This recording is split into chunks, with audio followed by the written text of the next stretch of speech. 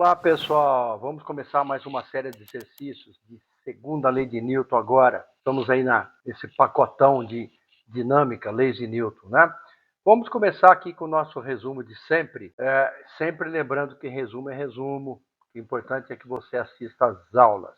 Tá legal? Vamos ver aqui, ó. Eu tenho um pacote, uma coisa qualquer, aqui um pacote de livros, né? Uma força F1 atuando nesse pacote, outra força F2 agindo nesse pacote e uma terceira F3, ok? Nós chamamos de força resultante a soma vetorial dessas forças, né? Força resultante é a força que equivale a todas elas e ela é encontrada fazendo-se a soma vetorial dessas forças todas. Tá legal? Soma vetorial. Não é porque essa é 10, essa é 10, essa é 10, que FR vai ser 30. Não é? O módulo dela vai ser 30. Não é assim. A gente tem que relembrar aquelas operações entre vetores. Muito bem. E a segunda lei de Newton nos diz o quê? Que a força resultante é igual a massa vezes a aceleração. Isso do ponto de vista vetorial. Bom, a resultante vetorial das forças é igual a massa vezes a aceleração vetorial, tá bom? Se eu pensar só no módulo da força resultante, aí eu tiro essa flechinha aqui de cima, né? O módulo da força resultante, módulo ou intensidade, é massa vezes aceleração. Se eu pensar assim na direção e no sentido da força resultante, vai ser o mesmo da aceleração, tá bom? A direção da força resultante é a mesma da aceleração e o sentido também é o mesmo da aceleração. Isso é basicamente a segunda lei de Newton e nós vamos fazer uma série de exercícios com respeito a ela.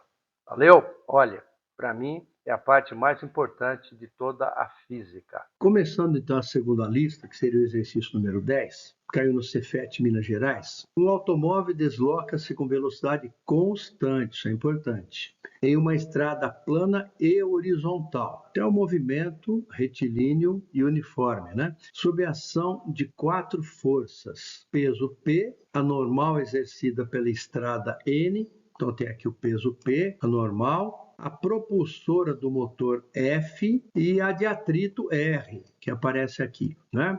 Conforme a figura.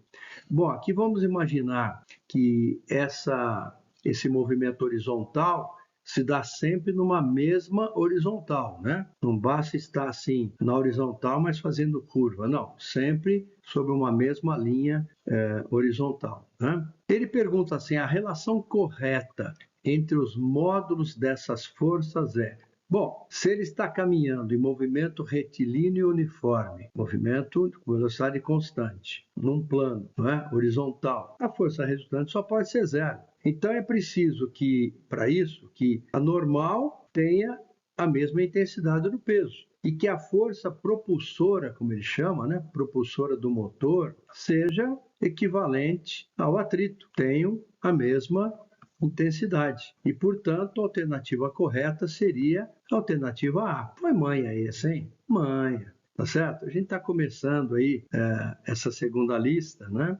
Esse aqui foi para levantar moral.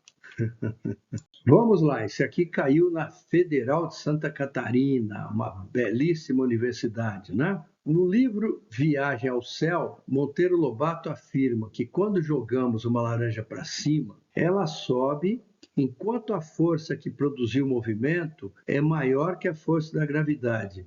Esquisito isso, né? Se eu joguei uma laranja para cima, ela sobe enquanto a força, tem uma força para cima carregando a laranja. Que raio de força é essa, né? Tem só o peso agindo nela para baixo. Saiu da minha mão, não tem outra força a não ser a gravidade, né? Que a puxa para baixo. Tanto que ela tem um movimento retardado enquanto sobe e acelerado enquanto desce. Mas vamos lá. Assinale as proposições corretas. A primeira, realmente na subida, após ser lançada pela mão de alguém, haverá uma força maior que o peso para cima, de modo a conduzir a laranja até uma altura máxima. Ô, louco, que fantasma é esse? Né? Que mágica é essa? Depois que a laranja saiu da minha mão, tem uma forcinha que acompanha o movimento da laranja e a empurrar para cima, empurra para cima, não tem essa não. Saiu da minha mão, a única força que age nela é o peso, já que não tem atrito, né, do ar. Só o peso. Que raio de forcinha é essa que acompanha a laranja até lá em cima? Não tem essa não. Então essa aqui não existe. A 2. Quando a laranja atinge sua altura máxima, a velocidade é nula. É verdade. E todas as forças também se anulam? Não, ela tem peso. Peso não se anula. Peso é mg. Em qualquer ponto da trajetória, o peso é mg. Peso não se anula. Quer dizer que se eu me jogo para cima, lá em cima eu não tenho peso? Não, eu continuo tendo peso. Vamos ver essa quarta. Supondo nula a resistência do ar, após a laranja ser lançada para cima, somente a força-peso atuará sobre ela. Isso é verdade, né? Eu joguei um corpo para cima, nele haja o peso. Não tem resistência do ar, é o peso, que vai retardar o movimento do corpo na subida e acelerar na descida. Perfeito. O item 8. Para que a laranja cesse sua subida e inicie a descida, é necessário que a força da gravidade seja maior que a mencionada força para cima. Não tem força para cima. A gente já falou sobre isso. Esse item 8 está errado. Supondo nula a resistência do ar, a aceleração da laranja independe da sua massa. Perfeito. A gente sabe disso, né? A aceleração é sempre o g. Não tem uma aceleração diferente, é sempre o g, correto? Sempre o g.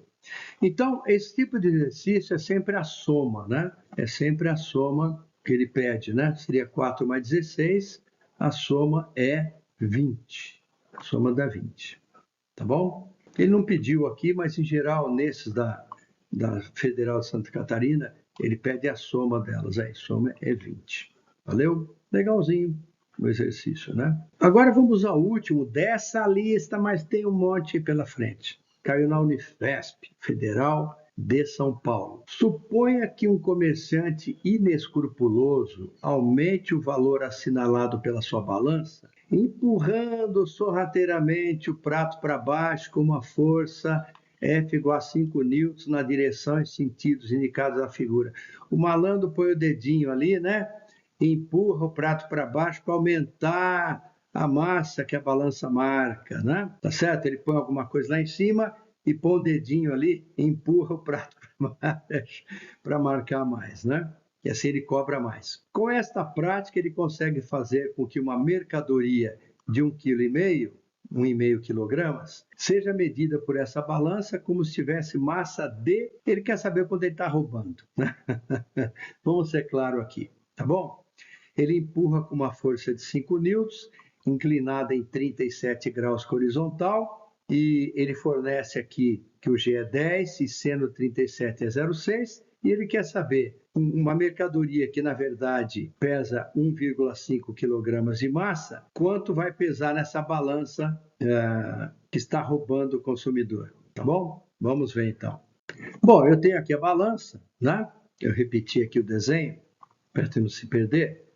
E, na verdade, não é essa força toda que vai empurrar a mercadoria para baixo, né? Eu tenho que decompor essa força, eu desenho aqui um eixo X ou um eixo Y, porque é só a parte vertical, só a componente vertical dessa força que vai empurrar a balança para baixo e vai aumentar a massa, né, do corpo, vai aumentar o peso, vai aumentar, né, o peso marcado, na verdade a massa marcada, né? Se esse ângulo é 37, esse que é dado aqui, esse aqui também é 37, que são alternos internos, né? Eu posso, então, decompor essa força em duas. Numa vertical, que seria, vamos chamar assim, né? O Fy e o Fx. Se vocês não se lembram disso, procurem estudar, procurem rever a aula de decomposição de vetores, tá bom? E o que vai me interessar aqui é o Fy, que é o pedaço da força que realmente comprime a balança, tá bom? Esse é o Fx e aqui é o Fy. Muito bem, vamos fazer as contas aí. Olha, a massa real do corpo, do queijo que ele comprou, que a pessoa comprou, é 1,5 kg, 1,5 kg. Peso desse corpo, vamos pensar que é um queijo, né? Tá certo? É M vezes G, que é 1,5 vezes 10, dá 15 newtons. Então, na verdade, a pessoa está comprando um queijo de 15 newtons, tá bom? Muito bem. Se a força que o malandro aplicou com o dedinho ali, né, na balança, tá certo? É de 5 newtons. O Fy, que é a componente vertical, vai ser Fy seria F seno de 37, que a componente vertical é F seno, a horizontal é F cosseno, né? F seno 37, 5 vezes 0,6, porque o seno é dado, né? Tá certo? Vai dar 3 newtons. Muito bem, tá bom? Então, na verdade, a balança vai estar pesando 15 mais 3, não é isso? O peso roubado vai ser 15 mais 3, e não 15. Ele vai estar pesando 18, tá bom? Isso corresponde a que massa? Se o peso é 18, a massa é 1,8, correto? Então, esse queijo, né, que tem um peso real mais um peso roubado, na verdade, tem um peso roubado de 18, mas tem uma massa de 1,8, que seria então a resposta D de dado, ok? Legal o problema.